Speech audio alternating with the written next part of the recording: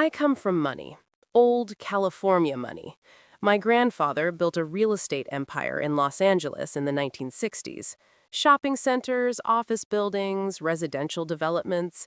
By the time he died, the family trust was worth approximately $400 million. I had three older siblings: Toby, 35, Victoria, 33, and Jonathan, 31. I was the youngest by 2 years, and from the moment I was born, I was different. Toby was the businessman, took over grandfather's company at 28. Victoria married a tech entrepreneur and lived in Atherton. Jonathan was a lawyer, partner at a prestigious firm in Century City. And me? I was an elementary school teacher in East LA. I made $58,000 a year. I lived in a modest apartment in Koreatown. I drove a 2014 Honda Civic. My family was appalled. "Elena, why are you wasting your education?" my mother would ask. I'd gone to UCLA, graduated summa cum laude with a degree in education. "You could have gone to law school, business school. You could have married well." "I like teaching," I'd say. "You like poverty," Toby would correct. "You're embarrassing the family." The truth was more complicated. I'd grown up watching my siblings compete for money, status, power, watching my parents measure their children's worth by their bank accounts, watching the family trust turn my siblings into vultures, constantly calculating who would inherit what. I wanted no part of it. When I turned 25, my share of the trust became available, about $15 million. I could have accessed it, lived off the interest, never worked again. I didn't touch it, left it in the trust, let it grow, and lived on my teacher's salary. My family thought I was insane. "You're sitting on $15 million and you're living in a shoebox apartment? I don't need it right now." "You're making us look bad," Victoria said. "People ask why Robert Vasquez's granddaughter is teaching in a public school. It reflects poorly on the family." "Then tell them I'm doing meaningful work." "Meaningful," Jonathan scoffed. "You're barely making rent." This wasn't true. I was fine on my salary, but they needed to believe I was struggling. It fit their narrative. Alina, the family disappointment, the one who threw away her privilege to play in the poverty. The tension came to a head last summer. The family was gathering in New York for my grandmother's 80th birthday. Big celebration at the plaza. Family flying in from California, cousins from all over. My mother called me 6 weeks before. "Alina, the family is paying for everyone's flights. Business class. We've booked everyone at the plaza for the weekend." "Mom, I can pay for my own." "Don't be ridiculous. This is a family event. We're covering it." She sent me the itinerary. LAX to JFK, business class on American Airlines, 3 nights at the plaza. All meals covered. I was suspicious. My family didn't do generous, but I accepted. The flight was Friday, August 18th. I packed my small suitcase, took an Uber to LAX, arrived 2 hours early, like you're supposed to. Checked in at the business class counter. The agent scanned my ticket. Her face changed. "Ms. Vasquez, I am showing this ticket has been canceled." "What? No, my family booked this." "Let me check with my supervisor." She disappeared into a back office. I called my mother. Voicemail. Called Toby. Straight to voicemail. Victoria, Jonathan, both voicemail. The agent returned with her supervisor. "Ms. Vasquez, this ticket was canceled this morning.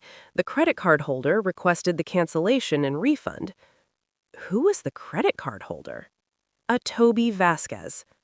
My brother had canceled my ticket. There must be a mistake. "I'm sorry, ma'am. You'll need to purchase a new ticket if you'd like to fly today." I pulled out my credit card, the one my family had given me years ago for emergencies, connected to a family account Toby controlled. "I'll buy a new ticket. Economy's fine." She ran the card. "I'm sorry, this card is declining." "That's impossible. It's showing as canceled. Do you have another form of payment?" I had $180 in my personal checking account. My rent had just come out. I got paid next week. I couldn't afford a last-minute ticket to New York. I stood at the counter, frozen, while business travelers pushed past me impatiently. Then my phone buzzed. A text from Toby. "Since you want to pretend to be poor, we thought we'd give you the authentic experience. Figure out your own way to New York. Maybe it'll teach you some humility. See you at the party, if you can afford to get there." I read it 3 times. They'd done this on purpose? Canceled my ticket? Canceled my emergency card? Left me stranded. As a lesson. I felt tears burning behind my eyes. I was 29 years old, standing in LAX, humiliated, with no way to get to my grandmother's birthday? I grabbed my suitcase and walked away from the counter, trying not to cry in public. Found a seat in a quiet corner of the terminal, put my head in my hands. "Excuse me." I looked up. A man in his 50s was standing there. Perfectly tailored suit, expensive watch, the kind of presence that suggests wealth so deep you stop noticing luxury. "I'm sorry to intrude," he said, "but I was at the counter behind you. I couldn't help overhear your situation." "It's fine," I said, wiping my eyes. "Family drama." "They canceled your ticket? Your own family?"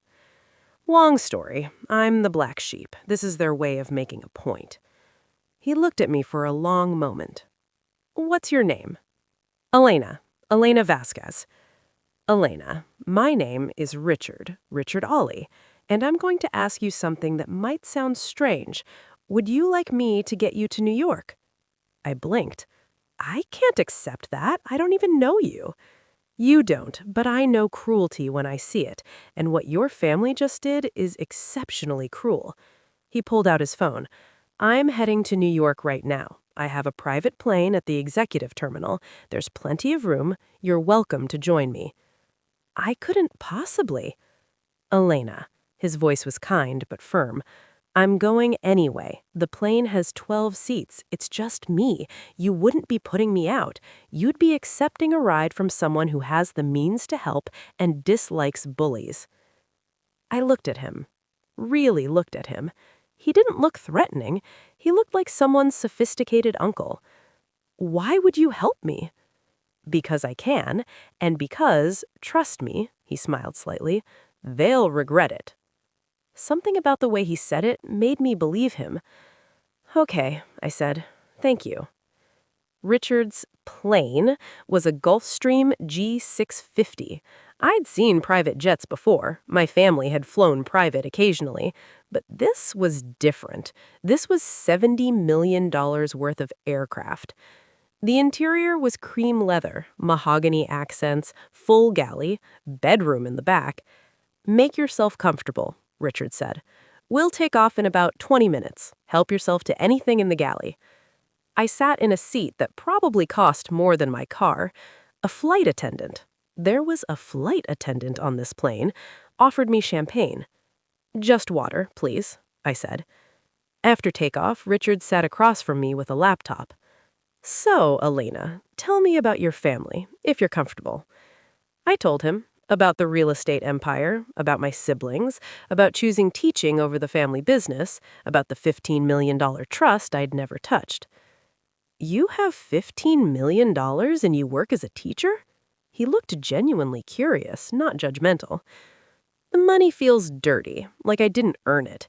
My grandfather worked for it, and now everyone's fighting over it like vultures. I didn't want to be part of it." "So you became a teacher?" "I teach 3rd grade at an underfunded school in East LA. My kids come from families with nothing, and every day I get to help them learn. Actually help them, not just make money off them. That feels more valuable than whatever my siblings are doing." Richard nodded slowly. "What do your siblings do exactly?" "Toby runs the family real estate company. Victoria married Rich and does charity boards. Jonathan is a corporate lawyer." "Toby Vasquez. Vasquez Properties in LA?" "You know it?" "I know of it. Commercial real estate mostly. Shopping centers, office buildings." "That's them." Richard was quiet for a moment. Then, "Elena, can I ask you something personal?" "Sure." If you could teach your family a lesson, really teach them a lesson about how they treat you, would you? I don't know what you mean. I mean, what if there were consequences for what they did today?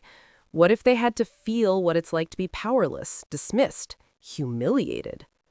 I thought about Toby's text. Maybe it'll teach you some humility? Yes, I said quietly. I would want that. Richard smiled. Good, because I'm going to make that happen.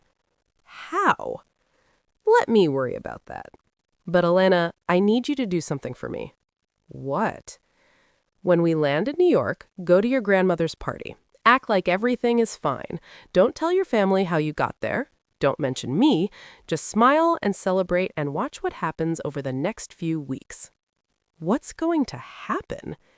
They're going to learn a very expensive lesson about treating people as disposable.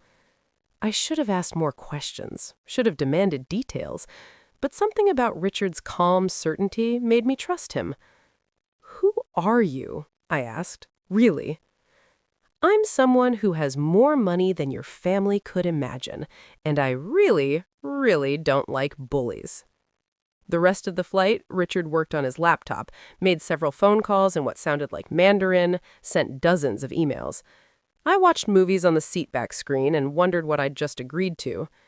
We landed at Teterboro, the private jet airport in New Jersey. A black car was waiting.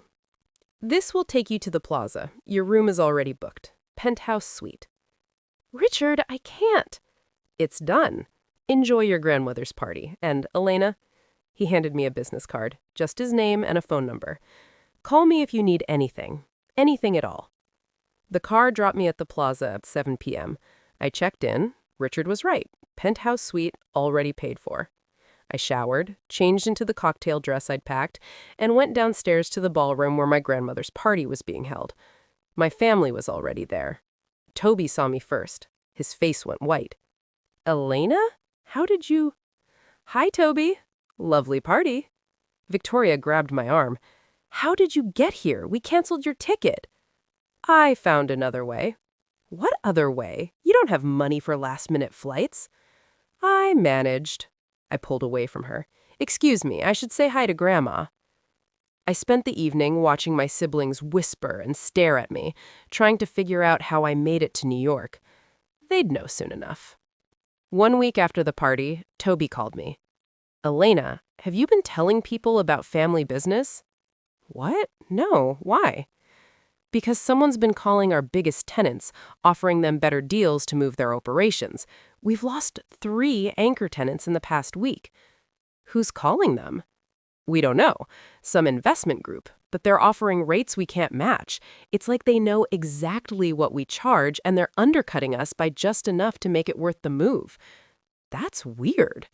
It's more than weird. It's targeted. Someone's trying to destroy our rental income.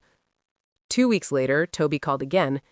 We're getting inspected. The city is suddenly very interested in our properties. Code compliance, safety violations, everything. We're getting hit with hundreds of thousands in fines. Are the properties not up to code? They're fine. These are bullshit violations, nitpicky stuff we've always gotten away with. Someone reported us. 3 weeks later, Elena, we're losing financing. Our banking relationships are falling apart. They're calling loans, raising interest rates. We can't refinance anything. It's like someone poisoned our reputation in the banking community overnight. By week 4, Vasquez Properties was in serious trouble. Tenant losses, code violations, financing problems. They were hemorrhaging money. Toby was panicking. I don't understand. This is coordinated. Someone is attacking us systematically. Who would do this? I thought about Richard, about his laptop on the plane, about the phone calls and emails. Trust me, they'll regret it. Victoria called week 5. She was crying. Elena, Andrew is leaving me. Andrew was her husband, tech entrepreneur worth about $50 million. What? Why? He found out about the prenup. He didn't know when we got married that I had it written to give me 70% of his assets if we divorced. I had Dad's lawyers do it. He never read the fine print, just signed where they told him to. Victoria, that's fraud. It's legal, but now he knows, and he's furious. He's saying I married him for his money. He's filing for divorce, and his lawyers are contesting the prenup. Elena, if he wins, I get nothing. I've been living off his money for 8 years. I have nothing of my own. How did he find out about the prenup? Someone sent him a copy with the predatory clauses highlighted, someone who wanted him to know exactly how I screwed him. I was starting to see the pattern. Week 6, Victoria called again. The divorce is getting ugly. Andrew's lawyers found out about my spending. Did you know I've charged $2 million on his credit cards in the past 3 years? I didn't even know it was that much. But they're claiming it's financial abuse. Elena, they're going to take everything. Victoria, I don't know what to tell you. This is your fault. My fault? You must have said something at the party. You must have told someone about our family. This is you getting revenge for the airport thing. I didn't say anything to anyone. I don't believe you. She hung up. The third domino. Jonathan's career. Week 7. Jonathan called. Elena, did you tell anyone about the Meridian case? The Meridian case was Jonathan's biggest client, a tech company accused of stealing trade secrets. Jonathan had helped them hide evidence, destroy documents, lie to regulators. I don't know anything about the Meridian case. Someone does. Someone sent the State Bar a complete dossier of evidence showing I helped them obstruct justice. I'm being investigated for ethics violations. I could be disbarred. Did you actually do those things? That's not the point. The point is it was confidential, attorney-client privilege. How did someone get this information? I had no answer, but I was starting to understand the scope of what Richard was doing. Week 8? I'm suspended from the firm pending the investigation.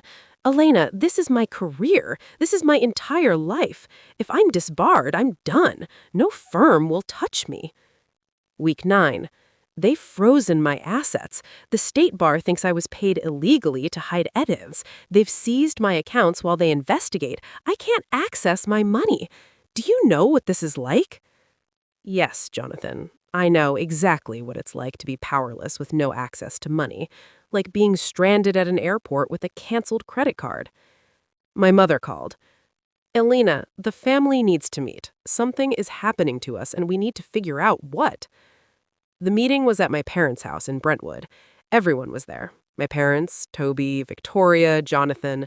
All of them looked terrible. Toby had lost weight. Victoria's expensive clothes looked wilted on her. Jonathan had dark circles under his eyes. Someone is attacking this family, my father said. Toby's business is failing. Victoria's divorce is destroying her. Jonathan's career is over. This is coordinated. This is intentional. We think it's you, Toby said, pointing at me. Me? You are the only one with a motive. We embarrassed you at the airport. Now suddenly we're all being destroyed? That's not a coincidence. I didn't do any of this. Then who did? Victoria's voice was shrill. Who else would have motivation to hurt us? Maybe you hurt yourselves, I said quietly. They all stared at me. Toby, you've been running that business unethically for years. Overcharging tenants, ignoring code violations, bribing inspectors. Maybe someone finally noticed. Victoria, you committed prenup fraud. You manipulated Andrew into signing away his assets. Maybe he finally woke up. Jonathan, you helped clients destroy evidence. You broke the law. Maybe someone finally reported you. So this is our fault? My mother asked. Yes. You all spent years acting like rules don't apply to you because you have money. Maybe someone decided to prove otherwise. This is you, Toby insisted. Admit it. It's not me, but honestly, I hope whoever's doing it doesn't stop. I walked out. I was grading papers in my apartment when my phone rang. Unknown number. Hello? Elena, it's Richard Ollie. Do you remember me? Of course. Richard, what did you do? He laughed. I told you they'd regret it. How have the last 12 weeks been for your family? You destroyed them. I revealed them. There's a difference. Elena, your brother's business was built on code violations and illegal payoffs. I just made sure the right people knew about it. Your sister committed prenup fraud. I just made sure her husband discovered it. Your other brother was helping clients obstruct justice. I just made sure the state bar had evidence. How did you get all this information? I'm Richard Ollie. Do you know who I am? No. I own Ollie Global Holdings. We're a $60 billion private equity firm. We buy companies, break them apart, restructure them. When you told me about your family on the plane, I found it interesting, so I had my team do some research. It took them about 48 hours to compile everything. Everything? Every unethical practice, every legal shortcut, every bribe and fraud and manipulation. Your family isn't special, Elena. They're just rich people who thought wealth meant immunity. I proved it doesn't. Why? Why would you do this for me? Because I've met 1,000 Toby Vasquezes. Entitled, cruel, convinced their money makes them better than everyone else, and I'm in a position to teach them otherwise. When I saw them abandon you at that airport, I saw every bully I've ever encountered, so I decided to make an example of them. What happens now? That depends. Your brother's company is going bankrupt. He'll probably lose everything. Your sister's divorce will leave her with nothing. Turns out prenup fraud means the whole agreement is void. Your other brother will likely be disbarred. Your parents will spend most of their savings covering their children's legal fees. And me? You're untouched, because you were never part of their corruption. You chose teaching over their money. You stayed clean. Elena, you're the only member of your family with actual integrity. I felt tears on my face. Thank you. Don't thank me. I enjoyed it. But Elena, I'm calling because I have an offer for you. What kind of offer? I'm starting a foundation, educational equality specifically. I want to fund underfunded schools, pay teachers properly, provide resources to kids who need them. It'll have a $500 million endowment to start. My breath caught. I'd like you to run it, full-time, $250,000 salary, complete autonomy over how the money is spent. The only condition is that you spend it well. Richard, I don't know anything about running a foundation. You know teaching, you know underfunded schools, you know what kids need because you work with them every day. That's more valuable than any MBA. Will you do it? I thought about my classroom, about 32 8-year-olds who deserved better resources than I could give them on my budget, about thousands of classrooms just like mine. Yes, I said. I'll do it. Excellent. My team will be in touch Monday to start the paperwork. Oh, and Elena? Yes? Your $15 million trust fund? You should probably access it now. Use it for the foundation, or for yourself. You earned it by being the only decent person in that family. He hung up. Vasquez Properties declared bankruptcy in March. Toby lost everything. The company, his house, his cars. Last I heard, he was working in commercial real estate for someone else, making a salary, answering to a boss. Victoria's divorce was finalized in April. The prenup was thrown out due to fraud. She got $0 from Andrew. She moved back in with our parents, got a job at a nonprofit my mother's friend ran, making $45,000 a year.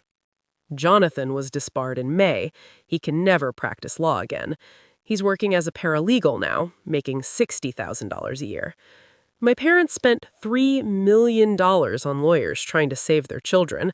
They're not broke, but they're significantly less comfortable. And me? I'm running the Ollie Education Foundation. We funded 47 schools in the first 6 months. We've given $12 million in grants. We've provided resources to 8,000 students. I also accessed my trust fund, used $10 million of it for the foundation's endowment, kept $5 million for myself, but I still live in my same apartment, still drive my Civic. The money's there if I need it, but I don't need it. I make $250,000 a year now. It's more than I ever imagined making as an educator. And every dollar I spend goes to helping kids who remind me why I chose teaching in the first place. My family doesn't talk to me.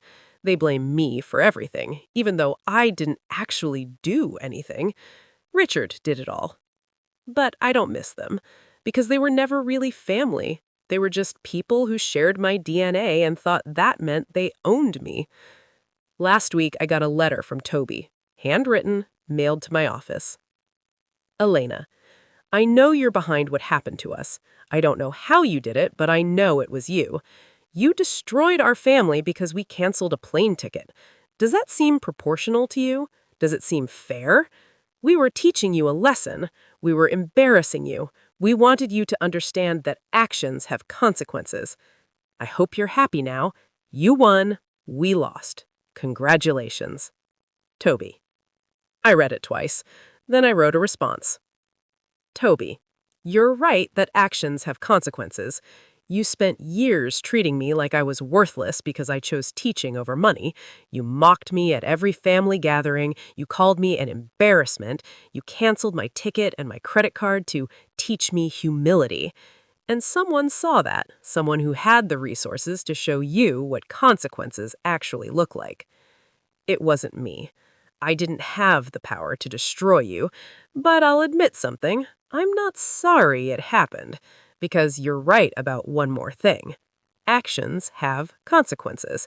You just didn't think the consequences would ever apply to you. You thought wealth made you immune. Turns out, it doesn't. And no, I don't think what happened to you was disproportionate. I think it was exactly proportional. You took away my ability to get to my grandmother's birthday. Someone took away your business. You humiliated me publicly. Someone humiliated all of you publicly. You treated me as disposable. Someone showed you what it feels like to be disposed of. The lesson you tried to teach me backfired because someone was watching. Someone who has more money, more power, and more principles than you ever had. I hope this teaches you actual humility, not the kind you were trying to inflict on me, the real kind that comes from understanding you're not special, you're not untouchable, you're just people who happen to have money, and money doesn't make you better, it just makes you louder. I won't be responding to any future letters. I have work to do, children to help, teachers to support, actual, meaningful work. Goodbye, Toby. Elena. I didn't send it. Instead, I put it in a drawer because he doesn't deserve a response. He deserves exactly what he got: silence and consequences. Tonight is the Ollie Education Foundation's first annual gala. We're raising money to expand our programs. Teachers from the schools we've funded are here, students whose lives we've changed are here, and Richard Ollie is here. My boss, my friend, the man who destroyed my family because they saw them being cruel and decided to teach them better. He approaches me during cocktail hour. Elena, how are you feeling? Good, nervous about the speech. You'll be excellent, you always are. He pauses. Have you heard from your family? My brother sent a letter. He thinks I'm behind everything. Let him think that. He'll never know the truth. Richard, can I ask you something? Of course. Do you regret it? Destroying them? He considers this. No. I've destroyed corrupt companies, exposed fraudulent executives, bankrupted businesses built on exploitation. Your family was no different. They were bullies who thought money made them untouchable. I just proved otherwise.